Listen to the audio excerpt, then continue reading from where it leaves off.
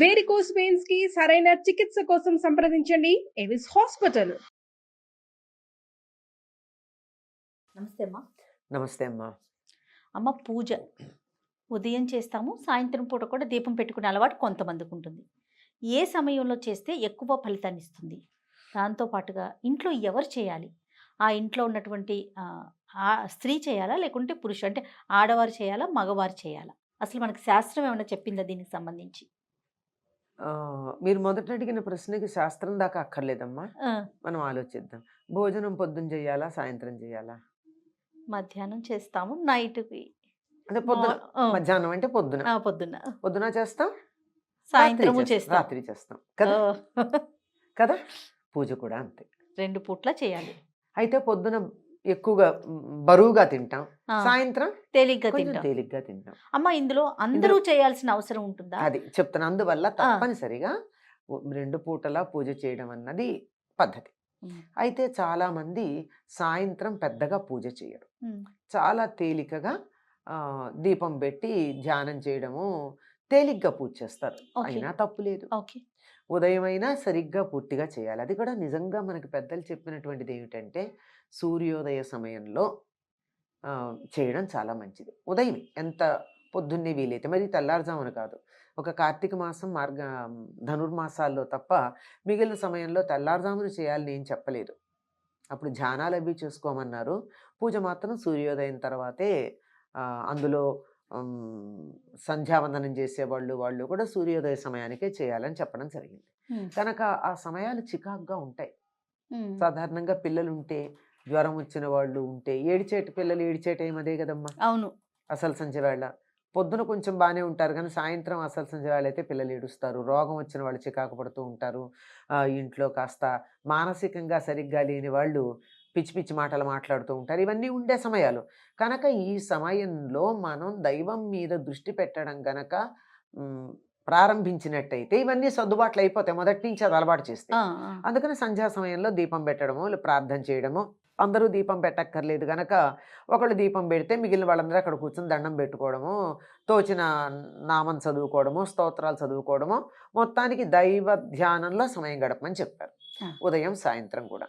మీరు ఇంకోటి అడిగారు, ఆడవాళ్ళు చేయాలా, మగవాళ్ళు చేయాలి? అయితే దానికన్నా ముందు కొంతమంది కొన్ని మాటలు నేను విన్నానమ్మా. కొన్ని కమ్యూనిటీస్ మాత్రమే పూజ చేయాలి, నిత్యం పూజ, అందరూ చేయాల్సిన అవసరం లేదు, అంత ధూప దీప నైవేద్యాలు పెట్టి అంత పూజ చేయాల్సిన అవసరం అందరికీ లేదు, కొన్ని కమ్యూనిటీస్, అంటే బ్రాహ్మణ కమ్యూనిటీ మాత్రమే చేయాలి అనేది విన్నానమ్మా. అది కరెక్టేనా? తప్పమ్మా, ఎవరైనా చెయ్యాలి, అందరూ చెయ్యొచ్చు. అయితే ఉదాహరణకి ఇప్పుడు పొలంలో పనిచేసుకోవడానికి వెళ్ళే వాళ్ళు ఉన్నారమ్మా. పొద్దున ఇప్పుడైతే 10 నుంచి 5 దాకా ఎండలో చేస్తున్నారు, కానీ పూర్వకాలం అయితే తెల్లవారుజామున వెళ్ళి 9-10 కల్లా ఎండ వాళ్ళకి లెక్క, పొద్దెక్కడమే లెక్క. పొద్దెక్కే టైంకి ఇంటికి వచ్చి మళ్ళీ తర్వాత 4ంటికి వెళ్ళి పొద్దుకే టైంకి ఇంటికి రావడం, అలా చాలా చల్లబాటు వేళ శరీరం అలసిపోకుండా చక్కగా చేసుకునేవాళ్ళు. అట్లాంటి వాళ్ళని నువ్వు షోడశోపచార పూజ చెయ్యి అంటే కుదరదు గనక వాళ్ళు చెయ్యకపోయినా పర్వాలేదన్నారు, ఖాళీగా ఉన్నప్పుడు చేసుకోవచ్చు, అంతే తప్ప వాళ్ళు చెయ్యకూడదు లేదు. Assumption is different from banning. ఈ రెండింటికి మధ్య ఉన్న డిఫరెన్స్ తెలియక చాలా problems. Exempted is different, banned is different. చెయ్యొద్దు అని ఎక్కడా చెప్పాల, చక్కగా చెయ్యొచ్చు, అందరూ చెయ్యొచ్చు. అసలు కమ్యూనిటీస్ అంటే అందరూ చేయాలమ్మా. ఇప్పుడు వీళ్ళు అన్నం తినాలి, వీళ్ళు అన్నం తినకూడదు అని ఎవరి గురించి చెప్తున్నారమ్మా? శరీరానికి ఆహారం ఎంత అవసరమో మానసిక ఆరోగ్యానికి ధ్యానము, పూజ అంత అవసరం. ఎవరికి అక్కర్లేదు? అందరూ చేయొచ్చు. కాకపోతే వాళ్ళు చేసేటటువంటి పనులను బట్టి, వాళ్ళకున్న వృత్తి ధర్మాలను బట్టి వెసులుబాట్లు కలిగించారు, కొన్ని రకాలైనటువంటి సౌకర్యాలు కలిగించారు, కొన్ని రకాలైన ఇబ్బందులు లేకుండా మీరింత మాత్రం చేసినా చాలు అని చెప్పి వాళ్ళకి ఎగ్జంప్షన్ ఇచ్చారు, అంతే తప్ప ఇది వీళ్ళే చేయాలి, ఇది వీళ్ళు చేయకూడదు అన్నది లేదు, నియమం లేదు, ఏమీ లేదు. తప్పనిసరిగా అయితే ఈ చెయ్యగలిగినటువంటి చెయ్యవచ్చని చెప్పిన కమ్యూనిటీస్ అని చెప్పారే, వాళ్ళు కూడా రోజు చేస్తున్నారా అమ్మా? అంటే ఉన్నమాట సత్యం మాట్లాడుకోవాలి ఎప్పటికి కూడా. మీరన్న కమ్యూనిటీస్లో నిత్యం షోడశోపచార పూజ చేస్తున్నారా? అది ప్రశ్నించుకోవాలి, అది ఈ మాటలు మాట్లాడేవాళ్ళు ఇవన్నీ కూడా ఆలోచించాలి కదా. తొందరపడి మాట అనడం చాలా తేలికమ్మా. తర్వాత ఈ చేసేవాళ్ళు రోజు స్నానం చేసి వంట చేసి చేసినటువంటి వంటని దేవుడికి నివేదన చేసింది మాత్రమే తినేటటువంటి వాళ్ళు ఉన్నారా? అందరూ కొద్దిమంది ఉన్నారు, లేరంటల్లా. అందరూ లేరు కదా. అవును. ఏదన్నా అంటే మా ఉద్యోగం, మా ధర్మం అని అంటున్నారు. అందువల్ల ఇది సమాజాన్ని విడదీసి ఏదో రకంగా ముక్కలు చేసి ఒకళ్ళ మీద ఒకళ్ళని ఉసిగొల్పడానికి చేసేటటువంటి ప్రయత్నాల్లో భాగం తప్ప ఇది నిజంగా ఎక్కడా లేదు. వీళ్ళు చెయ్యొచ్చు, వీళ్ళు చేయకూడదని లేదు. ఎవరికి వీలైనట్టు వాళ్ళు చెయ్యొచ్చు. ఆ కుమ్మర భీముడు ఉన్నాడే, అన్నమాచార్యులు పూజించినటువంటి అతను దేంతో పూజించాడు? రోజు కుండలు తయారు చేస్తూ ఆ కుండలు చేసిన తర్వాత వచ్చేటటువంటి మట్టి చివరిగా ఉన్నటువంటి దాన్ని ఇట్లా చేతులు నలిపేస్తే చివరి మట్టి కొంత వస్తుంది. ఆ మట్టితో చిన్న చిన్న పువ్వులు చేసి ఈ పూలని ఆయనకి అర్పించాడు. చేసిన పూలని ఆయనకి ప్రత్యక్షమయ్యాడు, ఆయన అవును అనుగ్రహించాడు కదా. అందువల్ల ఎవరికి వీలైనట్టు వాడు చేయమన్నారు, కానీ ఇట్టాగే చేయాలన్న నియమం అయితే వీళ్ళే ఇది చేయాలనేది అదే లేదమ్మా. అతన్ని మామూలు పూలు దొరికితే వెళ్ళి పూలు తీసుకొచ్చి దేవుడికి పెట్టకూడదని చెప్పలేదే అతనికి. అవన్నీ ఇంట్లో చేస్తుంటాడు. ఇక్కడ కూడా చేస్తూ ఒక పువ్వు చేసి ఈ పువ్వు కూడా ఇస్తున్నాను అని ఉంటాడు. అంత మాత్రాన ఎవరిని వద్దని చెప్పలేదు, అందరూ చేయొచ్చు. చెయ్యకూడని పరిస్థితులు ఉన్నాయి. అంటే అశౌచం వచ్చినప్పుడు అట్లాంటప్పుడు చెయ్యొద్దన్నారు తప్ప అది ఎవరైనా పాటించాలి, అది ఎవరికైనా పాటించాలి. వీళ్ళు వాళ్ళు అన్నటువంటి భేదం లేదమ్మా. ఒక్కటి గుర్తుపెట్టుకోవాలి, చాలా సందర్భాల్లో మళ్ళీ మళ్ళీ మళ్ళీ మళ్ళీ చెప్తాను, నేను ఎన్నిసార్లు చెప్పమన్నా చెప్తా. సనాతన ధర్మంలో మనుషుల్ని ఈ రకంగా విభజించిన పద్ధతి లేదు. వారి వారి వృత్తి ధర్మాలు, మానసిక పరిస్థితులు, శారీరక పరిస్థితులు, ఆర్థిక పరిస్థితులు వీటన్నింటినీ కూడా పరిగణనలోకి తీసుకుని ఇది వీరికి ఉపయోగం, ఇది వీరికి ఉపయోగం కాదు అని చెప్తున్నారు. లేదు నేను దాన్ని అధిగమిస్తానంటే ఎవరు కాదనలా. అంతే తప్ప నో వన్ ఈజ్ బ్యాండ్. కొన్ని ఉన్నాయి, వీళ్ళు పనికిరారు అని చెప్పినటువంటి వాళ్ళు కమ్యూనిటీ ప్రకారం లేదు, వాళ్ళు చేసే పనులను బట్టి ఉంది, చేసిన పనులను బట్టి ఉందే తప్ప కమ్యూనిటీ ప్రకారం కాదు. అంచేత ఇట్లాంటిది లేదు, ఈ సోషల్ బ్యానింగ్ అన్నది లేదు. మీరు ఇంకొకటి అడిగింది ప్రధానమైనటువంటిది, ఆడవాళ్ళ మగవాళ్ళ. పూర్వకాలం శుభలేఖలు ఎట్లా ఉండేవమ్మా? శుభలేఖ అంతా రాసిన తర్వాత పైన ఏమనుండే, ఎవరి పేరు మీద ఇచ్చేవారు?